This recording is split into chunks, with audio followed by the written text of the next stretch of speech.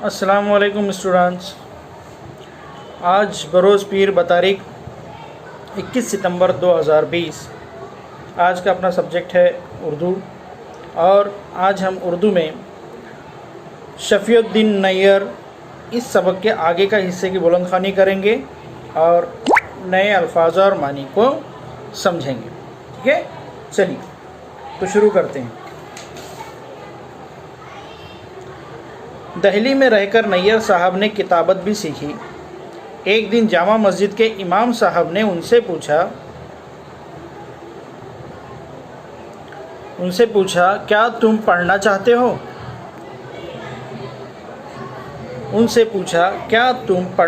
हो? शफ़ीउद्दीन के तो मन की मुराद पूरी हो गई। इमाम साहब ने उन्हें दिल्ली के एक अच्छे स्कूल में दाखिल करवा दिया। खूब मेहनत से पढ़ने की वजह से वो अपनी जमातों में पहले दर्जे से कामयाब हुए। उनकी फ़ीस माफ़ हो गई और उन्हें स्कॉलरशिप भी मिले। शफ़ीउद्दीन नैयर दिल्ली में कई जगहों पर रहे। अपने गुजारे के लिए वो बच्चों को पढ़ाते थे। उन्हें जो रकम मिलती उसमें से वो कुछ रुपये अपनी वालिदा के खर्च के लिए भी भेजते थे। सख्त मेहनत और तकलीफ़ की ज़िंदगी गुजारते हुए उन्होंने उर्दू और फ़ारसी के इम्तिहानात अव्वल दर्जे से कामयाब किए।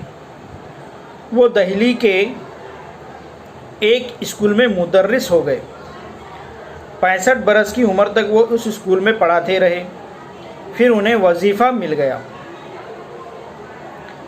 एक शफ़ीउद्दीन नैयर ऐसे शायर थे जिन्होंने सिर्फ 5 बच्चों के लिए नज़में और कहानियाँ लिखी। उनकी नज़मों और कहानियों में भूत प्रेत और जिनों परियों की बातें नहीं होती। उन्होंने कुछ लिखा बच्चों की आदतों को संवारने और उन्हें नेक बनाने के लिए। यही एक फ़र्क है दूसरे शायरों में और शफ़ीउद्दीन नैयर साहब की शायरी में कि उन्होंने जैसे परी की कहानी होती है, प्रिंसेस की कहानी होती है या भूत प्रेत की कहानी होती है, इस पर इन्होंने नज़में नहीं लिखी, बल्कि उन्होंने बच्चों के आदतों को संवारने, अच्छा बनाने के लिए उन्होंने नज़में लिखी, अच्छा और नेक बनाने के लिए। 10-12 साल की उम्र के बच्चे बड़े शौक़ से उनकी नज़में और कहानियाँ पढ़ते हैं। नैयर साहब ने एक बार कहा था, मुझे बच्चों से बहुत मोहब्बत है, मैं उनकी तालीम और तरबियत के लिए लिखता हूँ। बच्चों की तालीम के लिए, बच्चों को तालीम मिल सके और उनकी तरबियत अच्छी हो, इसलिए मैं लिखता हूँ। मेरी नज़में पढ़कर बच्चे बूढ़े सभी कहते हैं कि मैं बच्चों के लिए लिखता रहूँ, है ना। अपने घर के भी बड़े चाहते हैं ना कि अपने बच्चे जो है तरबियतवार बने, है ना। नैयर साहब के सीने में बच्चों का सा दिल था, मतलब बड़े तो थे लेकिन दिल कैसा था उनका? बच्चों के जैसे, नेक और मासूम। वो इतने मासूम थे कि कभी कभी उनके बातें सुनकर लोग हंस दिया करते थे। बच्चों की सी बातें करते और बच्चों की तरह हर वक्त खुश रहना चाहते। नैयर साहब जो है वो बच्चों की तरह क्या करते थे?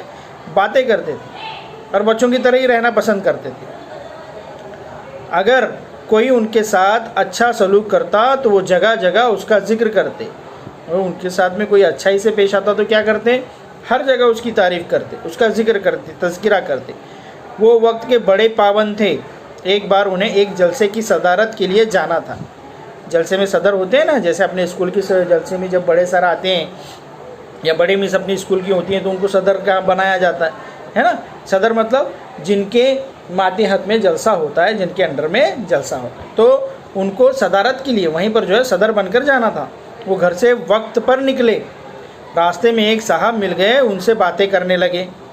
बातों बातों में देर होने लगी, इसलिए नैयर साहब वहाँ से जलसा गाह की तरफ दौड़ते हुए गए। रास्ते में एक शख्स उनसे मिला तो बातें करते करते क्या हो गई? थोड़ी सी देर हो गई। जब उनको ऐसा एहसास हुआ कि नहीं, बातों बातों में देर होने लगी है, तो वो वहाँ से कैसे गए? भाग कर दौड़ते हुए चले गए। मेज़बान बेचैनी से उनका इंतज़ार कर रहे थे। मेज़बान यानी जिन्होंने उनको मदऊ किया था, जिन्होंने उनको दावत दी थी, जिस जलसे में सदारत के लिए बुलाया था, उन लोग, मतलब मेज़बान।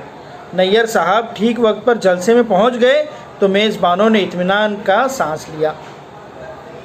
शफ़ीउद्दीन नैयर ने बच्चों के लिए 70 से ज़्यादा किताबें, कितनी किताबें लिखी इन्होंने?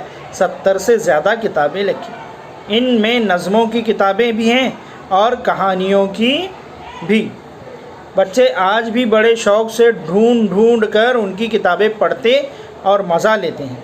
नैयर साहब के हालात से मालूम होता है कि इंसान मेहनत और लगन से इल्म हासिल करे तो एक अच्छा और कामयाब इंसान बन सकता है ना।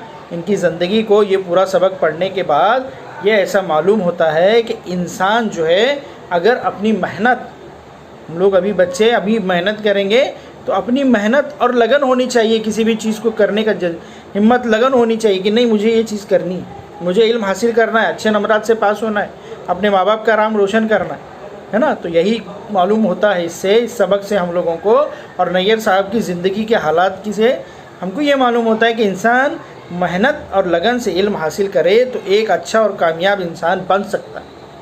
बच्चों से प्यार करने वाले इस शायर का इंतकाल 30 जनवरी 1978 को दिल्ली में हुआ। कब हुआ इनका इंतकाल? शफीउद्दीन नैयर साहब का 30 जनवरी 1978 को दिल्ली में इनका इंतकाल हुआ। तो इस तरह से आज हमने इस सबक को पढ़ा। अगले पीरियड में मैं इसको ज़रूर समझाऊंगा और तफसील से हम इस सबक को समझेंगे। उससे पहले कुछ अल्फाज मानी जो यहाँ पर दिए गए हैं किताब में।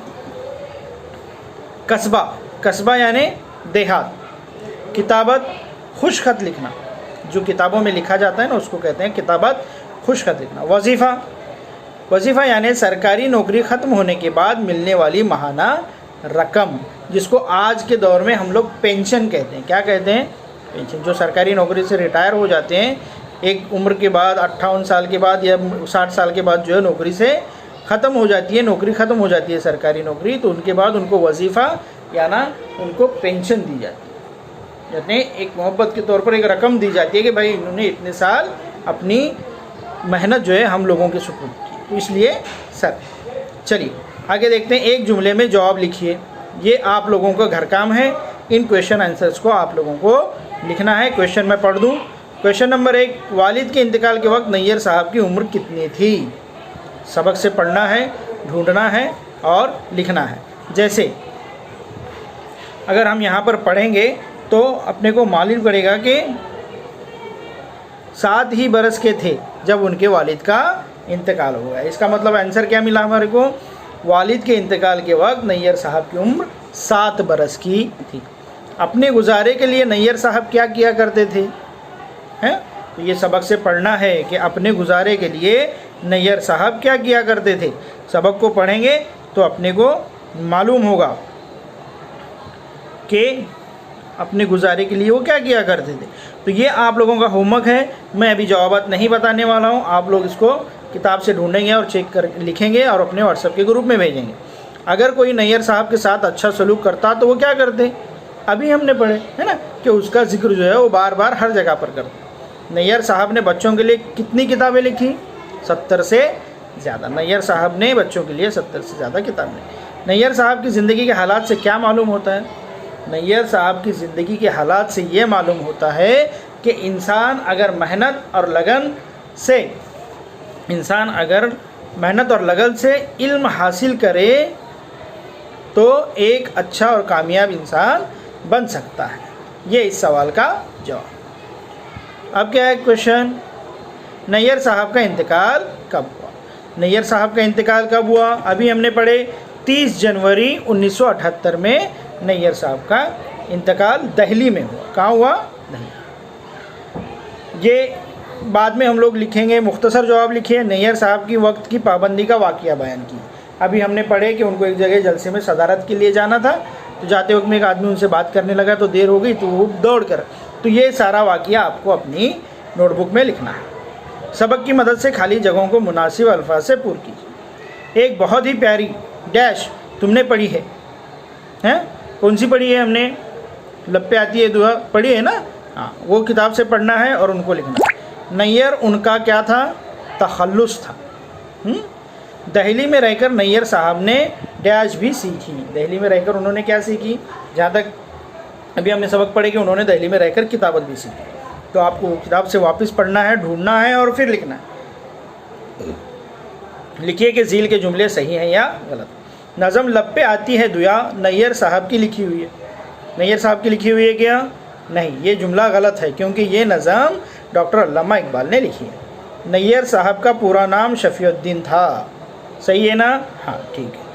हाँ, तो जो देख के किताब से पढ़ के टिक मार्क करना है और अपनी कॉपी में लिखना है। इमाम साहब ने उन्हें अलीगढ़ के एक अच्छे स्कूल में दाखिल करवा दिया। ये जुमला किताब में है।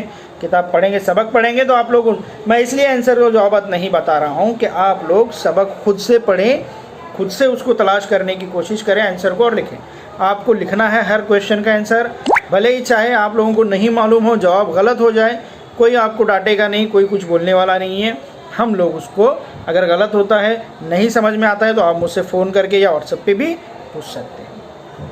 ठीक है, तो ये था आज का अपना सबक नंबर 8 हज़रत शफीउद्दीन नैयर। इसके क्वेश्चन आंसर आप लोगों को अभी लिखने हैं और अपने व्हाट्सएप के ग्रुप में शेयर करना है, और जहाँ कुछ परेशानी आई वहाँ आप मुझे कॉल कर सकते हैं। ठीक है, अपनी हिफाजत कीजिए, अच्छे से रहिए घर पे।